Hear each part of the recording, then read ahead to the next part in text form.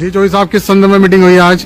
आज मीटिंग हुई, एक हमारे जो जिले में प्रकरण चल रहा है, रोबिन चौधरी और भारतेंद्र जी और खालिद तालिब का। अगर बनाना होता तो हम भीड़ लेके जाते। हम एक गाड़ी में गए, दो गाड़ी में, एक में तो 2 ही व्यक्ति थे, एक मेरी गाड़ी में कोई 3। भूमाफिया आपकी सरकार में जो है वो गरीबों की जमीन पे कब्जा कर रहे हैं और अधिकारी मजबूर हैं। कोई अधिकारी करना भी चाहे तो सरकार में बैठे लोग वो किस तरह से अन्याय कर रहे हैं गरीबों के साथ। देखना हो बिजनौर में जाके देख किस तरह का अन्याय हो रहा है। हमने की अधिकारियों से बात, मैं बताना चाहता हूं आपको, और कोई अन्याय नहीं बर्दाश्त करेंगे। मैं ये भी बताना चाहता हूं, बिजनौर हो या पूरा प्रदेश, कहीं अन्याय बर्दाश्त नहीं करेंगे। जिस तरह सरकार के लोग अन्याय करना चाह रहे हैं, मैंने अधिकारियों से कहा है, अगर सरकार के लोग अन्याय करेंगे तो हम अपने लोगों की ढाल बन के सरकार का सामना करेंगे। ये बात मैं बताना चाहता हूं। मैं यहां हूं इसका मतलब ये नहीं कि मेरी नजर नहीं है क्या हो रहा है। इस तरह का जुल्म जो है आप जाति धर्म के आधार पर कर रहे हैं, सिर्फ कोई टिकट लेने के लिए, कोई जो है खुश करने के लिए सरकार को। ये जुल्म जाति नहीं चलेगी। याद रखिए, इतिहास गवाह है इस देश का कि जब जब अंगड़ाई ली गई है, नौजवानों ने अंगड़ाई ली है, तो बड़े बड़े निजाम पलट गए। आपकी इस अहंकारी सत्ता का भी,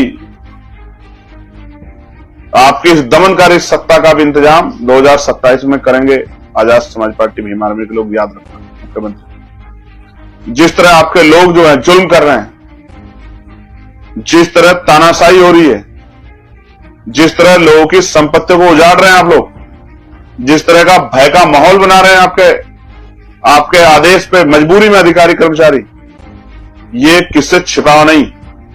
जी चौधरी साहब, किस संदर्भ में अभी मीटिंग मेरे हुई पास आज? बहुत सारे मीटिंग हुई, एक हमारे जो जिले में प्रकरण चल रहा है, रोबिन चौधरी और भारतेंद्र जी और खालिद तालिब का, ये प्रकरण चल रहा और कई महीने हो गए। इसे लेकर 5-6 दिन से बहुत गर्माहट है और कुछ जो सपा के नेता हैं वो जिले का माहौल खराब करना चाहते हैं। कभी नजियाबाद का विधायक, कभी नूरपुर का विधायक है और कभी अफजलगढ़ का नेता, कभी कहीं का नेता जाकर वो आग में घी डालकर माहौल खराब करना चाहते हैं। हम कई रोज से चुप है, 5-6 रोज हो गए। हम देख रहे हैं कि भाई जिसकी गलती है उसे सजा शासन प्रशासन को देनी चाहिए, क्योंकि जब प्रशासन ने आरा मशीन पर सील लगा दी थी तो वो सील तोड़ी क्यों चलाई? उसका जो प्रशासन ने संज्ञान लिया, जो अधिकारी हैं, वन विभाग के अधिकारी हैं, उनके खिलाफ कार्रवाई होनी चाहिए। वे फौरन जो है सस्पेंड होने चाहिए। अब ये जो जिले का माहौल खराब करना चाह रहे हैं, हम चुप है कई दिन से। कभी कोई धरना कर रहा है, कोई प्रदर्शन कर रहा है। मैं बताना चाहता हूं, अगर ये शासन प्रशासन से ये अगर नहीं माने तो हम एक पूरे जिले के अंदर हिंदू संगठनों के जो पदाधिकारी हैं उनसे बात कर एक हिंदू संघर्ष समिति बनाएंगे और एक महापंचायत बिजनौर के अंदर हिंदुओं की करेंगे। हम नहीं चाहते थे, मगर अब कई दिन हो गए। ये कोई बयान दे रहा, कोई कुछ बयान दे रहा, कोई कहीं का विधायक, कोई कहीं का विधायक है। ये हम इनसे कहते हैं या तो ये माने, अन्य फिर इन्हें मुंह तोड़ जवाब दिया जाएगा। जयकारा वीर बजरंग की। किसी विधायक ने ये भी कहा कि कोई रोबिन चौधरी कोई राष्ट्रपति है क्या, उसमें क्या कहना चाहेंगे? अरे राष्ट्रपति थोड़ी, वो किसी माँ का लाल तो है, किसी का बेटा तो है। क्या रहा, अगर जो राष्ट्रपति होता वो पिटता तभी कार्रवाई होती। मैंने देखा उसके खिलाफ इन्होंने जो बाप आया है, ये पिस्टल लेकर उसके मुंह पर पिस्टल दे रहे मुंह में उसके। और हमारे जो पुलिस प्रशासन है बिजनौर का, वो 51 में उनका चालान कर लिया, वो बाहर आ रहे। जब क्यों नहीं बोल रहे? वो भी तो था, क्या राष्ट्रपति पिटेगा तभी कार्रवाई होगी? भाई छोटा आम आदमी पिट रहा है तो उसका कोई नहीं हो रहा। ये विधायक जी थे जो उनसे मुसलमानों के हितैषी बन रहे हैं। अभी 10-15 साल पहले इन्होंने भाजपा से मेरी विधानसभा के अंदर चांदपुर विधायक का चुनाव लड़ा और यही मुसलमानों को जगह जगह गाली देते फिर रहे थे।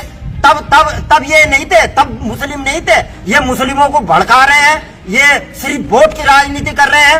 ऐसों पर एकदम तत्काल जो है कार्रवाई होनी चाहिए। कार्रवाई नहीं होती तो शिवसेना सड़क पर उतरकर आंदोलन करेगी। जय भवानी, जय भवानी, जय भवानी, जय भवानी।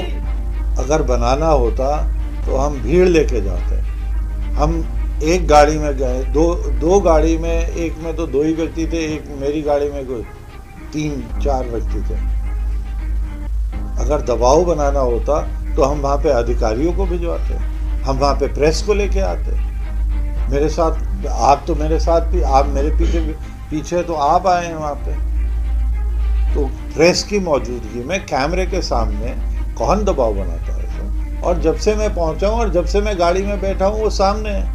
पहले रॉबिन के साथ बदतमीजी हुई और ये लचर कार्रवाई की वजह से मेरे साथ बदतमीजी हो रही है। ये हमें स्पष्ट दिख रहा है कि हम एक अतीक अहमद यहाँ पर बिजनौर में खड़ा कर रहे हैं। अच्छा सारदा जी, आपका कहना है 16 मुकदमा दर्ज होने के बावजूद भी, जैसे 11 मशीन पे भी 2 बार वो सील लगी, उसके बाद जो है वो टूटती रही, क्या प्रशासन के नॉलेज होने का, क्या प्रशासन इनको जो है इनके खिलाफ कार्रवाई नहीं करना चाहता? मैं यही तो बार बार कह रहा हूँ कि इसी को तो माफिया कहते हैं। जब आपकी संलिप्तता हो जाए और जो नियम के रखवाले हैं वो इसे बढ़ावा देने लगे। यही तो मेरा प्रश्न है कि अगर आप वन विभाग के अधिकारी को बताओगे तो वन विभाग का अधिकारी या कर्मचारी तो संलिप्त है उसमें। ऐसे हो ही नहीं सकता। मैंने ये बात वहीं से शुरू करी थी कि इतनी ज्यादा लकड़ी रोज आ रहे, पेड़ आ रहे हैं वहां पे कट के, कितना बड़ा नुकसान हो रहा है जीएसटी का। और वो जो पेड़ कट के आ रहे हैं वो भी अवैध ही आ रहे होंगे और चिर के लकड़ी बाहर जा रही है वहां से रोज। और ये मेन रोड पे है सर, ये मेन रोड पे है, कोई अंदर छुपी हुई जगह में जंगल के किनारे नहीं है। सांसद जी, आपकी पार्टी के कुछ लोग संरक्षण प्राप्त है माफियाओं को? मेरी पार्टी के बीजेपी के कुछ लोग संरक्षण प्राप्त है इनको? मैं इन माफियाओं से बिल्कुल भी संपर्क में नहीं रहता, तो इन्हें किसका संरक्षण प्राप्त है और कौन इनके मित्र हैं इसका मैं जवाब नहीं दे सकता। मगर निश्चित रूप से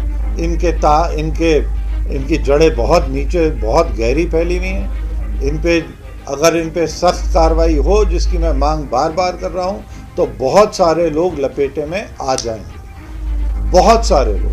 इनका काला धन सफेद करने में संस्थाओं का दुरुपयोग किया जा रहा है। मगर ये जांच, मैं सारी बातें अभी पहले नहीं खोलना चाहता हूं कि मैं उन्हें सतर्क कर दूंगा, मगर जांच जिस दिन सही से हो गई तो इसमें करोड़ों रुपए का घोटाला है, करोड़ों रुपए का घोटाला है। संसद में ये बात कही जा रही है कि 2027 का चुनाव आ रहा है, इसको लेकर सारी चीज़ों को ले राजनीति में समाजवादी पार्टी के 4 विधायक कर लिए थे, उन्होंने भी ये बात कही। ये सिर्फ बिजनौर में कार्रवाई नहीं हो रही है, माफियाओं के खिलाफ पूरे प्रदेश में कार्रवाई हो रही है। आज से नहीं हुई है। मुख्तार अंसारी और अतीक अहमद के खिलाफ कार्रवाई आज नहीं हुई थी, 27 को ध्यान में रख के नहीं हुई थी। जो भी ऐसे तत्व हैं जो कि गैर कानूनी काम छाती ठोक के कर रहे हैं, उन्हें निश्चित रूप से नियंत्रित करना ही पड़ेगा। ये माननीय मुख्यमंत्री जी ने कहा है, ये हमारे शासन की प्राथमिकता है। आज से नहीं है, जब से माननीय मुख्यमंत्री जी आए उन्होंने विधानसभा के अंदर ये बयान दिया था कि मैं माफियाओं को मिट्टी में मिला दूंगा। इन कारोबार, जो इस तरह के कारोबार हैं जो कि अनियम, मतलब जो कि संरक्षण में चल रहे हैं, चाहे वो नेताओं का संरक्षण हो, चाहे वो प्रशासन का संरक्षण हो, जिन पे जो पनपते जा रहे हैं, बढ़ते जा रहे हैं, चाहे वो अवैध कॉलोनी काटनी हो, चाहे वो आरा मशीनें चलानी हो, चाहे वो स्टोन क्रशर हो जिनकी आड़ में अवैध खनन हो रहा हो, चाहे वो मिट्टी का हो रहा हो, चाहे वो रेते का हो रहा हो। ये रात को क्यों होता है सर खनन? अगर ये वैध खनन है तो ये रात को क्यों चलता है, ये दिन में क्यों नहीं चलता? तो ये लाखों रुपए रोज का काम हो रहा है। ये अवैध काम जो हो रहा है ये रोका गया है। अभी मैं फिर से आभार व्यक्त करना चाहूँगा अपने प्रशासन का, जिन्होंने इस पर सख्ती से रोक लगाई है जब से इसमें प्रकाश डाला गया है। मगर बात यह है कि अगर ये वैध है तो ये रात को क्यों होता है काम, और क्या हमें पता नहीं है कि ये काम चल रहा है? मगर इस पर हम क्यों नहीं इसे अंकुश कर सकते? और अगर हम इस पर अंकुश डाल रहे हैं तो इतनी आपत्ति क्यों, इतना दर्द क्यों? और सबसे हास्यास्पद बात तो ये है कि जो आदमी कब्रिस्तान घेर रहा है, जो आदमी गरीबों के खिलाफ जिन्होंने मुकदमे करे हुए हैं और जिनका उत्पीड़न करे जा रहे हैं, ऐसे लोगों के लिए, ऐसे लोगों पर शिकंजा कस रहा है, तो ये किसान यूनियन अराजनैतिक के अध्यक्ष के पेट में दर्द क्यों हो रहा है सर? हम पकड़ रहे हैं माफिया, पेट में दर्द होता है अराजनैतिक किसान यूनियन के दर्द में, पेट में, इसका क्या मतलब है? तो ये मैं तो खुद कह रहा हूँ सर, इनके जड़ें बहुत लंबी हैं, पता नहीं कहाँ से मिली हुई हैं, और अगर जांच होगी सख्ती से तो निश्चित इसमें सामने आएगा। बहुत दिनों से मैं प्रिंट मीडिया में पढ़ रहा हूँ कि ये हमारे द्वारा दबाव बना जा रहा है कारोबारी पर। मैं आपको बताना चाहता हूँ कि ये जो कारोबारी हैं, इन पे 16 आपराधिक मुकदमे दर्ज हैं और उनमें अनुसूचित जाति के भी मुकदमे दर्ज हैं, महिलाओं के उत्पीड़न के मुकदमे दर्ज हैं, कब्रिस्तान में गरीबों की ज़मीनों पे कब्जे करने के मुकदमे दर्ज हैं। तो इस प्रकार के लोगों को उद्योगपति या व्यापारी बताना मेरे ख्याल से अनुचित है। ये माफिया हैं, इनके सरकारी ज़मीन पर घेर के इन्होंने गांव रतनपुर नजीबाबाद में इन्होंने सरकारी ज़मीन पर अपने भागूवाला के पास इन्होंने सरकारी ज़मीन पर अपना स्टोन क्रशर बनाया हुआ है, वो अवैध है।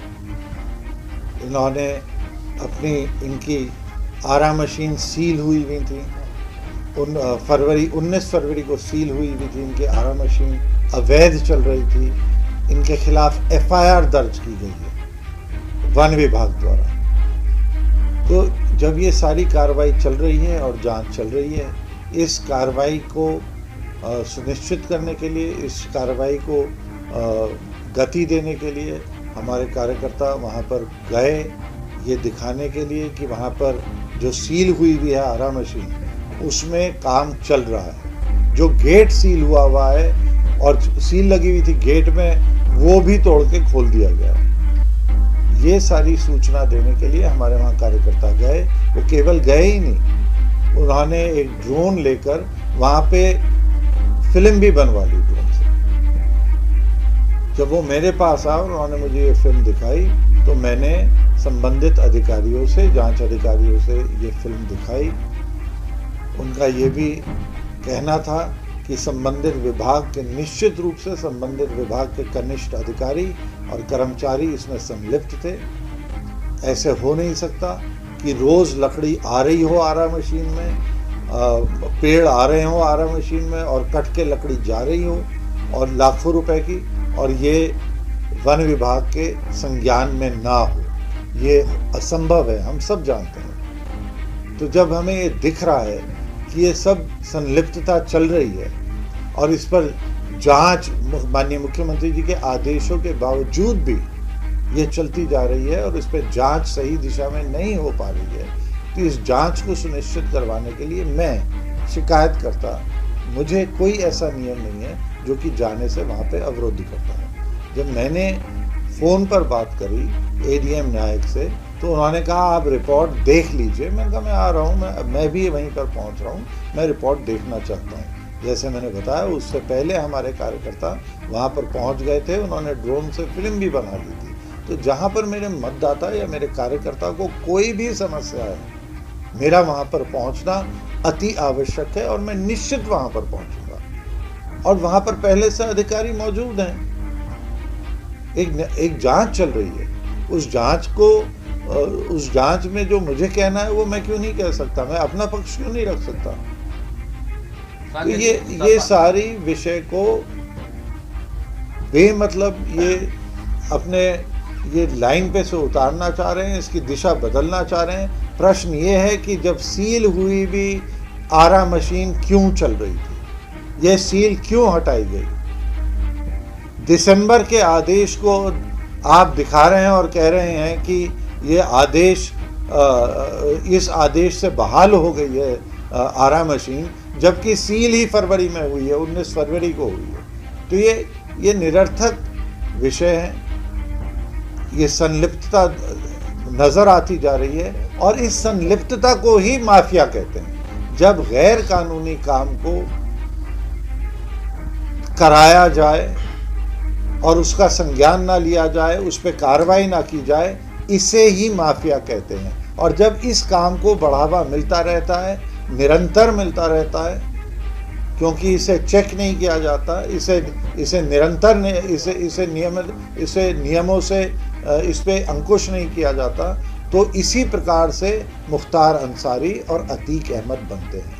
हमारे ज़िले में इस प्रकार की गतिविधि ना हो, इस वजह से माननीय मुख्यमंत्री जी ने कहा है कि माफियाओं के विरुद्ध सख्त कार्रवाई होगी। माननीय मुख्यमंत्री जी ने ये भी कहा है कि जो अवैध कॉलोनी बना रहे हैं उनकी ज़मीन जब्त करके और गरीबों में बांटी जाए। ये माननीय मुख्यमंत्री जी के विधानसभा में बयान है। तो निश्चित रूप से इन्हें सुनिश्चित करवाने के लिए अगर हमारे कार्यकर्ता जा रहे हैं, सूचना ला रहे हैं, हमें बता रहे हैं, तो ये हम सबका दायित्व है, जितने भी वरिष्ठ कार्यकर्ता हैं भारतीय जनता पार्टी के और किसी भी अन्य सामाजिक संगठन के, जो नहीं चाहते कि यहाँ पर अपराध पनपे, उन्हें जाने का ये पूर्ण अधिकार है। निश्चित है कि इनके खिलाफ 16 मुकदमे हैं।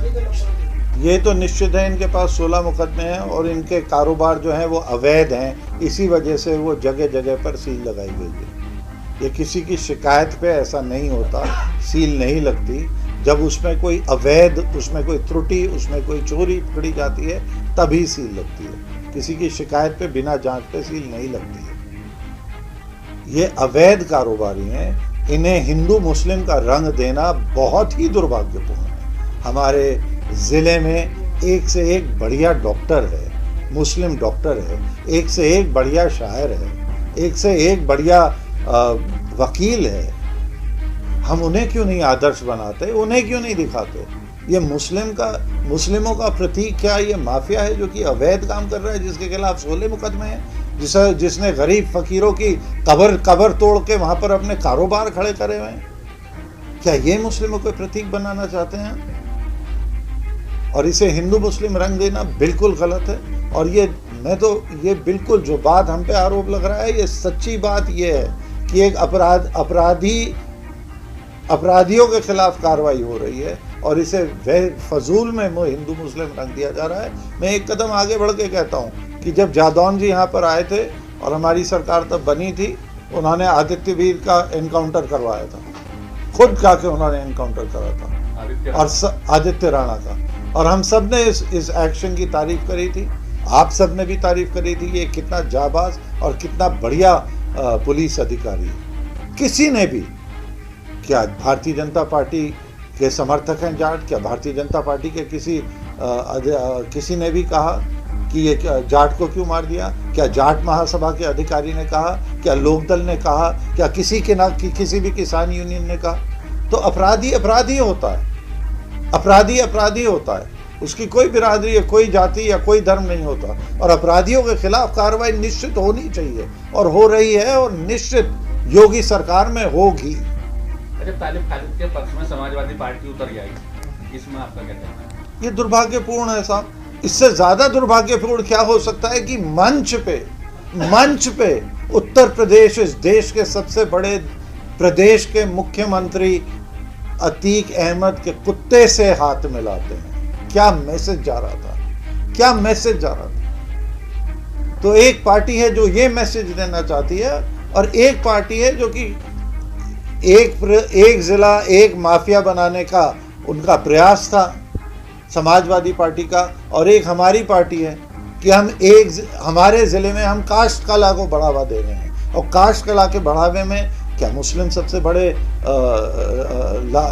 सबसे ज़्यादा लाभ मुस्लिमों को नहीं होगा?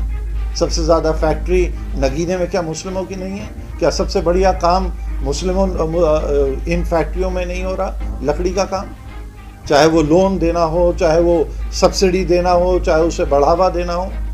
तो हम जिस प्रकार का नागरिक हम निर्माण करना चाहते हैं, जो संपन्न हो, राष्ट्रवादी हो और ईमानदारी और मेहनत से अब पैसा कमाता हो, ऐसा राष्ट्रवादी नागरिक हम बनाना चाह रहे हैं और उसकी ओर हम बिना किसी भेदभाव के काम कर रहे हैं। जैसे इस मामले में सपा के लोग शामिल हुए हैं या सामने आए हैं, क्या आप मानते हैं कि सजेशन प्राप्त है खालिद तालिब को उनका? जब वो सामने आ रहे हैं तो निश्चित है, क्योंकि खालिद तालिब की सच्चाई क्या है ये तो जाके उन फकीरों से पूछ लीजिए जो वहाँ रहते हैं, उनसे पूछ लीजिए, उनसे जानकारी कर लीजिए। जो गरीब बिरादरी है उससे पूछ लीजिए, क्या ये सच नहीं है कि उनके एक पीर थे, उनका एक हजीरा बना हुआ था, क्या ये सच नहीं है वो तोड़ा गया? मुझे बताया है, मुझे मालूम है।